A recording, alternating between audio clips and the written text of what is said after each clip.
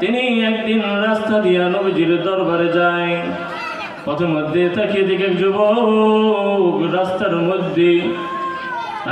মধ্যে শুয়ে গড়াগড়ি করে কান্না করতেছে।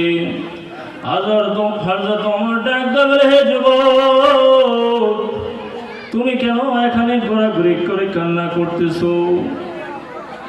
ওই যুবক ডাক দিয়ে বলে, খলিফাতুল মুসলিমিন ওমর, হে ওমর, আমি এত বড় গুনাহ করেছি, আমি তোমার কাছে বলতে পারবো না। তুমি যাও, নবীর দরবারে চলে যাও, আমার গুনার কথা আমি তোমাকে বলতে পারবো না। তো ওই লোকের কান্নাকাটি দেখে হযরত ওমরের চোখে পানি এসে পড়ছে। দেখবেন যে কোনো মানুষ মারা গেলে সে মানুষের কান্না দেখে আমাদের চোখে পানি চলে আসে। তার মা মারা গেছে, আমার তো মা মারা যায় নাই। তার বাবা মারা গেছে, আমার তো বাবা মারা যায় নাই। তারপরও মানুষের কান্না দেখে আমাদের চোখের মধ্যে জল চলে আসে, পানি চলে আসে। অর্থাৎ ওমরও তার এই ঘোরাঘুরি কান্না দেখে তার চোখ দিয়ে জল পড়তেছে। হযরত ওমর তিনি চোখ মুছতে মুছতে নবীর দরবারে চলে গেলেন। নবীজি দেখবে বলে, হে ওমর, তুমি কেন কান্না করতেছো?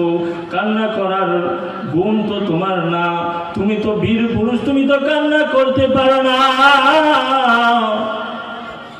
তুমি তো বীর পুরুষ, কান্না করতে আবু বকর নরম মানুষ, তুমি তো কান্না করতে পারো না। আর তো তোমার ডাক দে বলে, ইয়া রাসূলুল্লাহ, ইয়া হাবিবাল্লাহ, আল্লাহর নবী গো।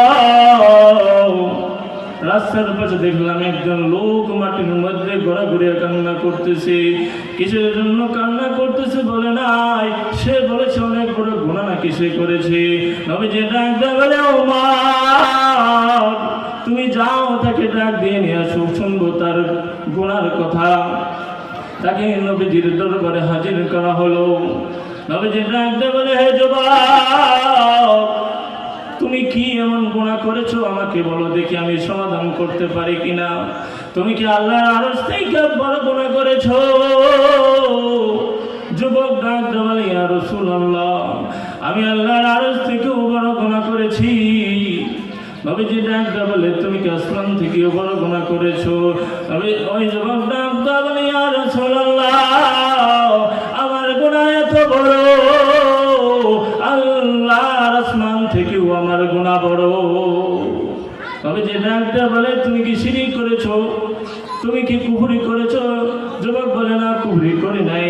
নবীজি ডাক দিয়ে বলে, হে যুবক, তুমি কি গুনাহ করেছো আমাকে বলো। তখন ওই যুবক ডাক দিয়ে বলে, ইয়া রাসূলুল্লাহ, ইয়া হাবিবাল্লাহ, আল্লাহর নবী গো,